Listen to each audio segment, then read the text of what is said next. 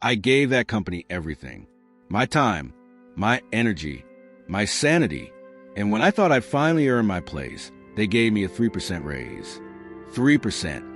After 4 years of blood, sweat, and travel that kept me away from my family for 100 days straight. So I decided if they wouldn't value me, I'd make them regret ever losing me. If you've ever been underpaid, overlooked, or treated like you're replaceable, hit that like button, subscribe, and get ready, because this story is about turning betrayal into the best kind of revenge. Success. Narrator tone, steady, thoughtful. Early in my career, I worked as an engineer for a defense contractor. It wasn't glamorous, but it felt like I was building something important, something that mattered. I was a guy who stayed late, triple-checked my designs, volunteered for the travel assignments everyone else avoided. For years went by, and I'd done everything right, the promotions, the certifications, the long nights. But my pay, it crawled. 2, maybe 3% a year, barely keeping up with inflation. Still, I believed hard work had to pay off eventually. So when I was offered project engineer position, a chance to prove I could lead, I jumped at it.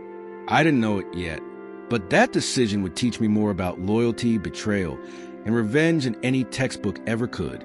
My team was small, 4 engineers, designer, and 2 admins. We were scrappy, underfunded, and constantly under pressure. But together, we built something incredible. A system that brought in $1.6 million in sales the first year. We even got the company a patent. The Air Force nominated us for a national award, and we were flown to D.C. for the ceremony. It was the kind of success stories companies plaster all over their internal newsletters. Except when it came to rewarding the people who made it happen.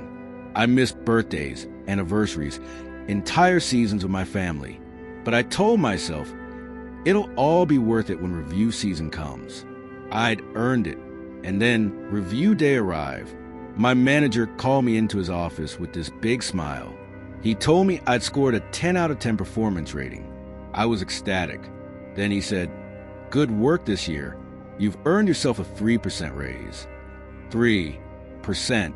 That's when I found out one of my own team members, someone I had mentored, managed, and supported, had been promoted early to senior engineer. Not because of me, because their manager pushed it through. I wasn't jealous of them.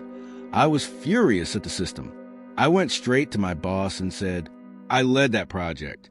We made millions. We got a patent. How do I not deserve a promotion?" He just sighed and said, "I don't think your team member deserved one either, but he's not under me. Let's revisit this next year." Next year, after everything I'd given, something in me snapped that day. I stopped trying. No more 70-hour weeks. No more skipped lunches. No more working weekends for visibility. I clocked in, did my 40, clocked out, and for the first time in years, I could breathe. I started using my vacation days, my sick days, my life. But there was one thing I didn't give up on, the company's education budget. Every year, we got a small fund for training and courses, but almost no one used it. So I thought, why not? My co-worker, the one who got promoted, had signed up for an MBA program. The company reimbursed it, but it came with strings attached. He'd have to stay for years afterward. I didn't want to be chained like that. So instead, I found something better. They offered advanced software and design training with no such restrictions. I signed up for everything I could. FIA, 3D modeling, simulation systems. And funny enough, the company paid for it. They were literally funding my escape plan, and they didn't even know it. After a few months of classes, I had something powerful, new skills that were in massive demand. I started quietly updating my resume. No big moves, no bragging, just quiet, deliberate planning. I applied to a few companies that were looking for exactly what I now specialized in. And within weeks, I got an offer, a huge offer. They were willing to pay me more than double my current salary, plus overtime. That meant, realistically, I'd be making nearly 3 times what I was at the defense contractor. When I got the call, I remember just sitting there in silence, not from disbelief, but from this deep, quiet satisfaction. All those years of being overlooked, all those nights of sacrifice, And finally, it paid off. I walked into my boss's office with my resignation letter. He looked up confused. "What's this?" "My 2 weeks." "You're leaving? After all the training we just paid for?" His voice cracked halfway through that sentence. I could almost hear the panic setting in. Then came the guilt trip. "Don't you have any loyalty? Any guilt?" I said, "I was loyal for 4 years. You just didn't notice." He tried to keep it professional, but the desperation was showing. "How much are they paying you? Let's see if we can match it." I told him the number. He blinked, then laughed nervously and said, That's more than I make." I smiled. "Exactly." For the first time, I held the power. He sat there, staring at me, realizing he'd lost someone he'd taken for granted, and that his own decisions had created the very outcome he feared most. My last day at that company was strangely peaceful. No hard feelings toward my coworkers. No second thoughts. Just closure. At my new job, my paychecks felt unreal at first.